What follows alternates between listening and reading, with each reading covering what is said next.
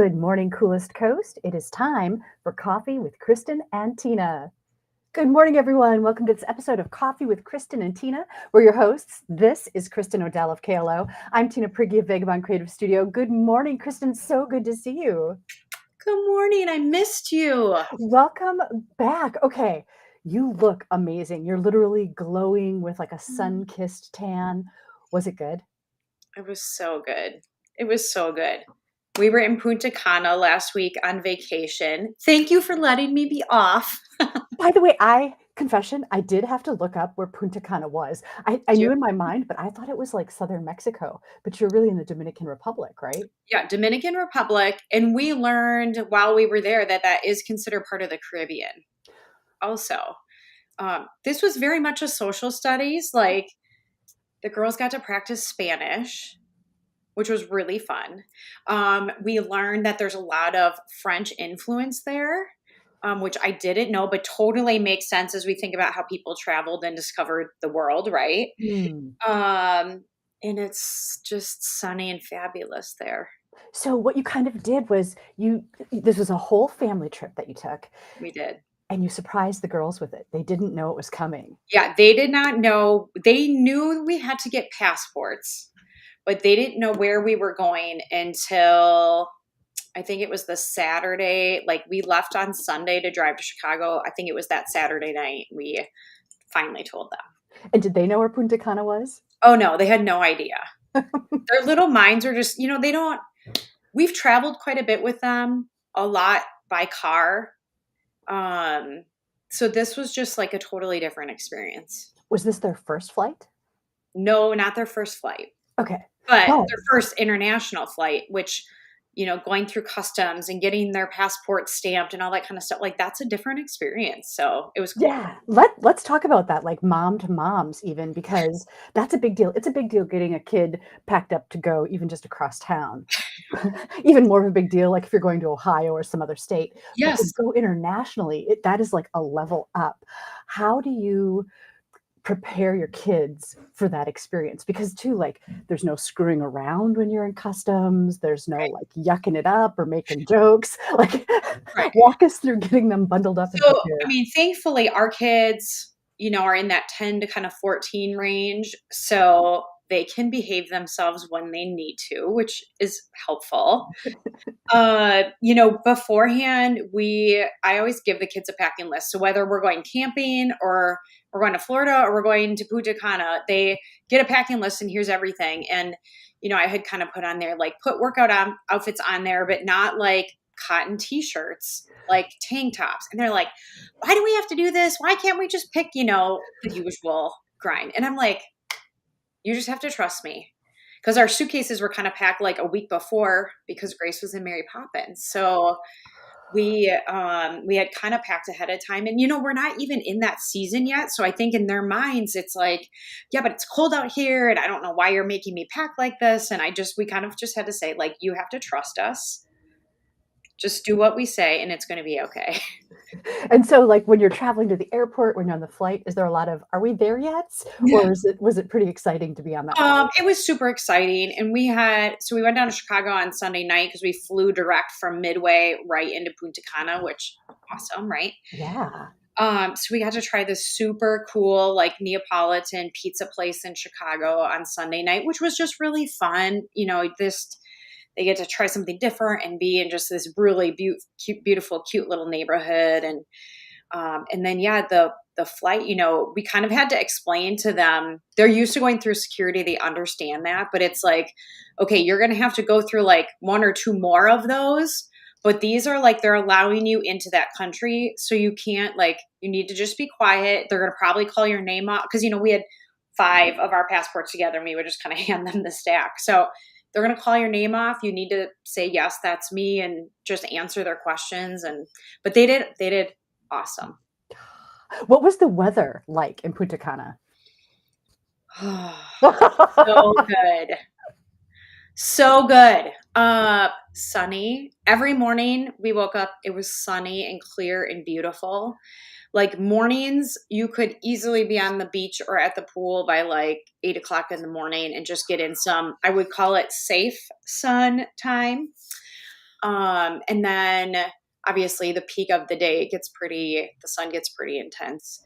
Um, and then the afternoons, usually by like 1 or 2 o'clock, it kind of would just get overcast.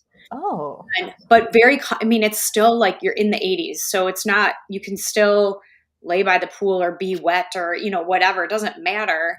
But just wonderful. And then the nights were, we wore sundresses and shorts or tank tops and had wonderful dinners. And every night it was kind of we joked a little bit that it was like Dirty Dancing. We were at an all-inclusive resort. So every night after dinner, there were shows that you could go to, and each one was themed. Like the first night we were there, it was Queen, and they had like an impersonator there. And but they also had a DJ, and then they had instructors from the resort teaching Latin dancing. And like, I love dancing. The girls loved like this. It was so much fun. So like we would spend an hour or two, like at least 3 of the nights we spent just dancing. what an amazing experience. Now, I have to say, in the pictures you shared, I didn't see one of Doug giving you that Dirty Dancing lift. Yeah, there was not. So Doug and I agreed, no swimsuit photos for Coolest Coast. Nobody wants to see that.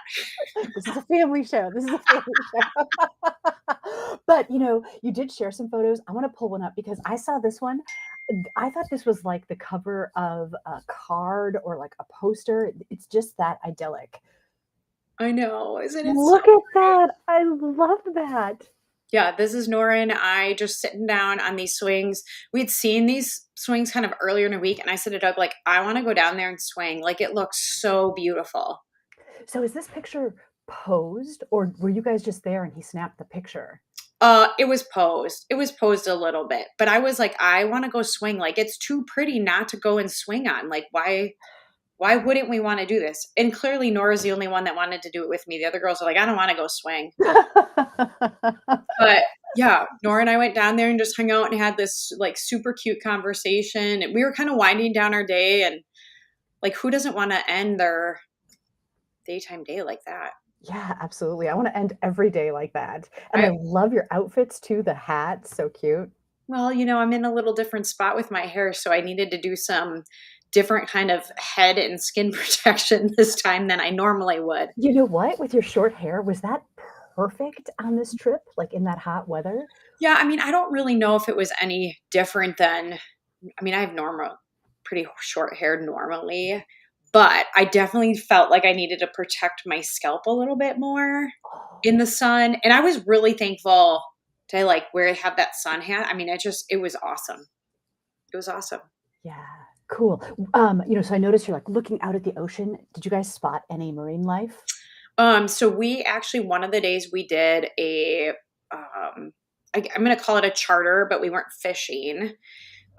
It was a charter, and we got to take the girls snorkeling. So there's a huge coral reef there, and the guys that we were on the boat with actually had fish food along, and so they would feed them. So there would be like these beautiful schools of fish around. So the girls got to see tons of different colors and types of fish. On the way to the coral reef, they got to see sea turtles, like 12 of them. Stingray, a barracuda, and then there was like a dolphin kind of sanctuary thing there where you can swim with the dolphins. So it's in the ocean, but it's like fenced off for that thing. But they drove us by it, and we could go on the second level and see the dolphins swimming around in the thing. So the girls got to see dolphins also. So do you think overall they had an amazing experience? Absolutely. I mean, it was so much fun. The same day that we did the snorkeling, then you got to go and like hang out. There was a slide on the boat, so they could like slide down into the water and paddleboard, and we played catch with a football, and it was just amazing. That is awesome. And it looks like you made some new friends while you were there. Tell us about these guys. It's so adorable. Isn't it the funniest thing ever? I'm actually amazed how calm you are with a monkey paw right over your eye. So the other excursion that we did was to do zip lining through the jungle, kind of up in the mountains, and then you could do this like monkey meet and greet. These are spider monkeys. So have you ever heard the phrase like, I'm going to jump on you like a spider monkey? from Talladega Nights. Yes. Like, this is it. This is for real. We laughed so hard when we were in this. You kind of have to go through, I don't know if you've ever gone to like a butterfly place, but you kind of have to go through sets of double doors so like they don't get out. But yeah, the trainers would like walk around and put food in your little bowl, and they would jump on you. They would jump on your head and your shoulders and on your arms, and you weren't necessarily allowed to like pet them. You kind of just had to stand there and take it. But like the things they did were so funny. I think you have another picture. I don't know if you load up this one hopped across. Yeah. There was a lot of joking about them being family. I mean, talk about calm. You can't even tell that there's a monkey sitting on his head. I know. This was after a while. We had settled into like them crawling on us. One of the other pictures, monkey was jumping and it like photobombed the picture. It's like Doug was taking a picture of one of us and the monkey, half of his face is in the picture. I don't think I saw that one. There's a different selfie picture too. I was trying to take a selfie with all of us and the monkey's tail was like across my face. Oh, so funny. That's right. Yeah, this is us ziplining. So we did ziplining first. Gorgeous. So, okay, there's a great shot of you. Let me see if I can find it. Yes.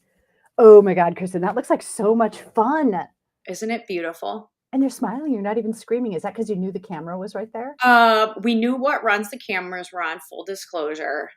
But I have ziplined. So I ziplined for the first time at the new zoo in Green Bay.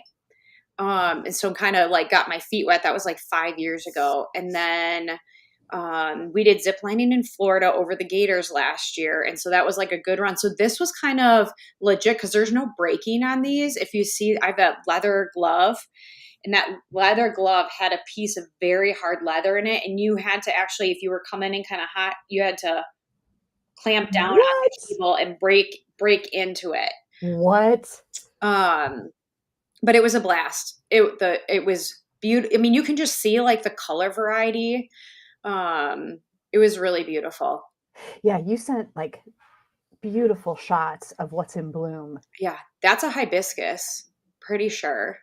Yeah, I think you're right. And that just grows like everywhere, right? We were just walking around like this is on the property there. It's beautiful. Look, doesn't this look like something from like Whoville? Yeah, I was just gonna say like something. Yeah, for sure. This was really cool because it drops these little like they almost look like needles of red, and so there were little piles of this red stuff all over the ground. It was so because they're so vibrant. So pretty. Do you think, is this like a spring season for them? So there's more stuff in bloom, or do you think this is kind of year round? I don't know. That's a really great question. Doesn't this look like an elephant? It totally does. So is that coming out of the plant with those big flat leaves? Yes. Like I've never seen anything like this. What is that? And for scale, is that a door behind? So is that like quite big? Yes. Yeah. This is probably like a foot long. Maybe more from the top of that flower to the bottom of that kind of curve. I bet it was, yeah. Okay, viewers, if any of you are savvy, if you're like a botanist or anything, a gardener, and you know what this is, tell us in the chat. We would love to know. Yeah, I do not. That is not my thing. So cute. I know. I can admire them. And again, like, look at just even the plants behind there, like this purple and green together. I'm like, man, these are just beautiful. Yeah, it is striking. Oh, yeah. The colors are just so vibrant. Mm-hmm. It was beautiful. Everything was so pretty. Okay, about the monkeys. So in Japan, there was a monkey sanctuary that we visited, but there are these big warning signs. Do not make eye contact with the monkeys or they can get aggressive. Did you have to be careful about anything like that with these monkeys? So we could make eye contact with them. They told us a couple of things. We had to take any earrings out because they will take them. Oh. They will like pull them or take them. Like little magpies. Yeah. They told us not to like close our hands down or look like we had something because they would pounce on it because they would think you would have something. Or if you go in your pocket, they would think that you would have something. So, you kind of just stood there and you held this little silver bowl and they would put stuff in it and then they would just kind of hop through. And then they really, really discouraged, like, don't pet them, don't try to grab them because they will react. They will bite and do what they are meant to do in nature, which is to protect themselves. So, but it was a wonderful experience. And like I said to Doug, if we are having a bad day, all I have to do is go back and look at the monkey pictures, and they just make me laugh so hard. That's awesome. How many monkeys were there? Was it, the three that we see in these pictures, 100 of them? No, not 100. I bet like 15 to 20. And there was maybe like 20 of us in our group. And then, so they would kind of walk around the group and like give everybody food in their bowl. And so the monkeys would like travel from person to person and kind of go around the circle, and then it would be your turn again. And it was really cute. It was really fun.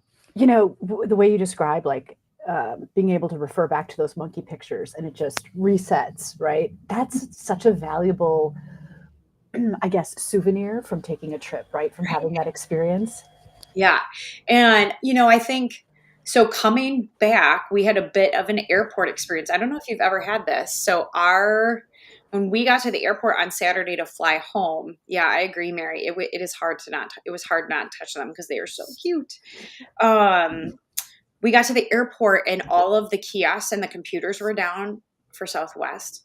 Oh. And they were handwriting boarding passes and handwriting luggage tags. That must have taken forever. There was like 4 flights for Southwest going out in the afternoon and early evening. And we waited in line for 5 hours to get to ticketing. And so by the time we got through that and through customs and all the things and got on the plane, what ended up happening is we could not clear customs anywhere in the US, and they ended up taking us back. And we had to they made arrangements for us. We had to get on a bus, and then they dropped us off. They made hotel arrangements for every person that was on that flight. And so we ended up having to go back to a hotel on Saturday night, very late. Like, we got to the airport, I think, at 1:00, and we got to the hotel to kind of get settled in for the night at like 11:30 p.m. So they eventually got you on a flight out of Punta Cana.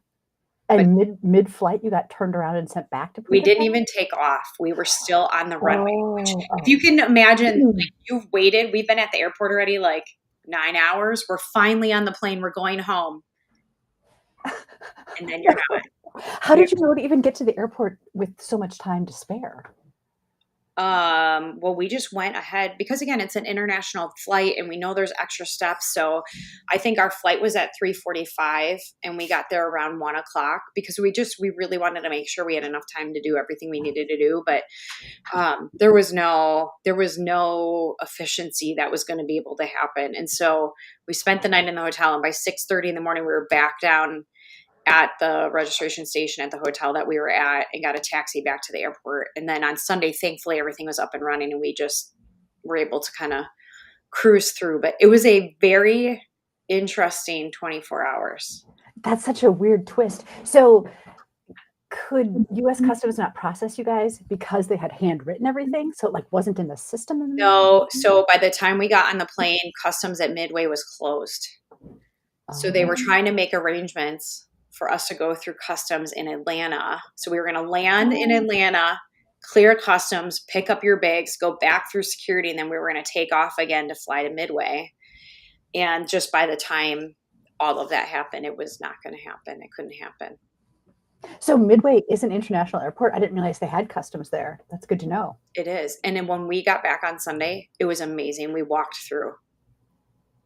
Like, literally, like, stopped. They checked all of our passports, checked us back in, and everything was seamless on Sunday. It was really incredible compared to it. But like, you're sitting at the airport with like 1,000 other people, and everybody has been waiting a very, very, very long time. And, one would think that the kids would be losing their minds, but they weren't. It was the adults. Really? There was adults behaving badly, yelling, getting frustrated. And it was just a very, very interesting, like, social experience just to watch, like, the psychology of it. Like, we joked because we had 5 hours in line, right? I said to Doug, I think we're going through like the stages of grief.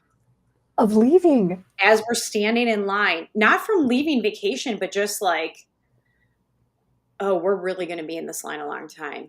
Oh, I'm Oh. really flippin' angry about having to stand in this, like, what is happening, right? And then, you kind of like, okay, get to acceptance, like, okay, how is this gonna be okay? And, just you can feel it was just amazing how you process through it. And I will tell you, I have never eaten so many snacks, Oh, no. right? Like, we ate breakfast at the hotel on Saturday morning at, like, 10, and then we're in line. So there was thankfully a snack shop like within walking distance where one of us could like sneak out and get a snack and come back. But then you're still sitting. So like even when we got off the plane, we got vouchers for dinner from the airline, but the only thing that was open was Pizza Hut. So you're eating Pizza Hut at 11 o'clock at night. Just like it was such a bizarre experience.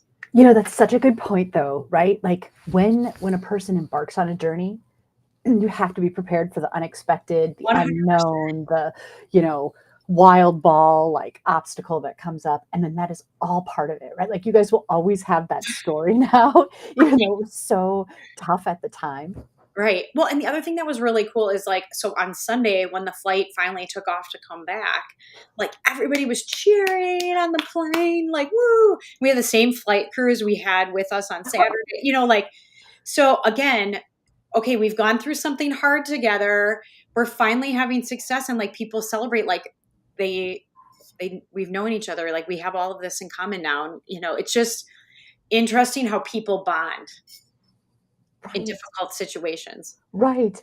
Okay, so do you think that that happens there with some frequency? Like, is that just sort of part of how that government operates, or was this like an anomaly? I think it was an anomaly. I think it was just like a fluky thing with their computer. Like I said, when we got there on Sunday, literally boarding passes printed out from the kiosk, the luggage takes printed at the ticketing station. Like there's like everything was different. Oh, okay. So, I think it was just like it was a fluky thing, but you do have to be prepared. Like we take it for granted how easy we can travel, the ease of just being able to do that. And we did it together. And it's good that you weren't scheduled too tight, right? Like, luckily, you had that extra gap day built in so that you didn't have to, you weren't like being oppressed by some deadline that you were starting to miss. Yeah, we didn't miss work. The girls didn't miss another day. There wasn't. And again, like, I think this teaches us that even though in the everyday life, things feel really important, like, oh my gosh, I can't miss fill in the blank. The reality is when things happen that are outside of your control, there's nothing you can do but just sit in the moment and like make the best of it. Like at one point I'm trying to find a book here. At one point we put a book on the top of a suitcase and I got a deck of cards out and the girls and I played Crazy 8 on the suitcase. Right. We were standing for 5 hours. So like you're playing, they had tablets and snacks and all that kind of stuff, but like you have to pass the time. Was it standstill or was it inching forward this whole time? Oh, it was like inching forward, but so slow. But so you couldn't like set up and like get all comfy for 5 hours. You had to keep like making progress while not making progress. So deck of cards, were there many cribbage games played? I didn't send it to you. Doug is going to be so mad when he watches this back. We did play a couple of cribbage games while we were there. Doug beat me both times we played.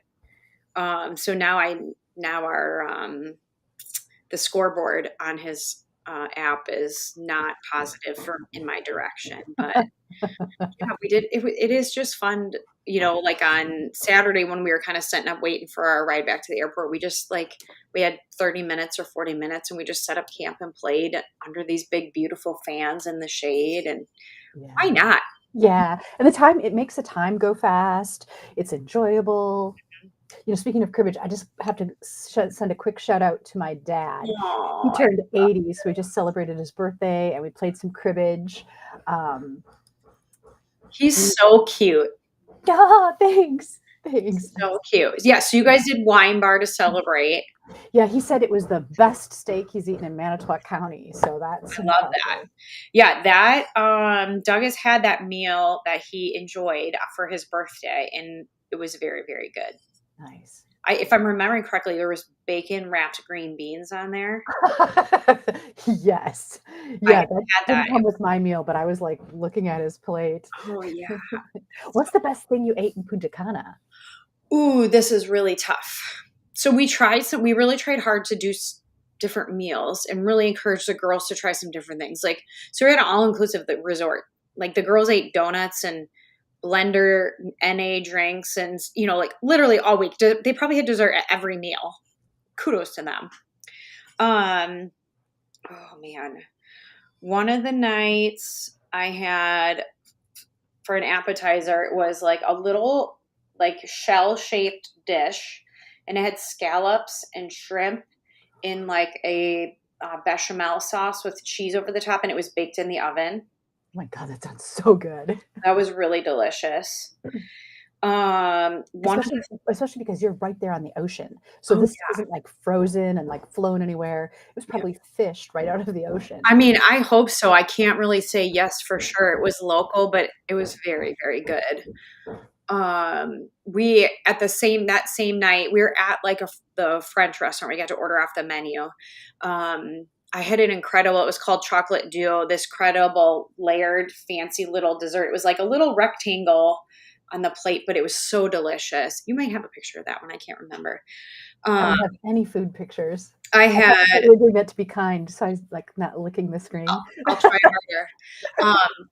Nora had a grilled salmon. So there was like grilled salmon on the buffet every night. You could get grilled salmon, a grilled pork chop, grilled chicken.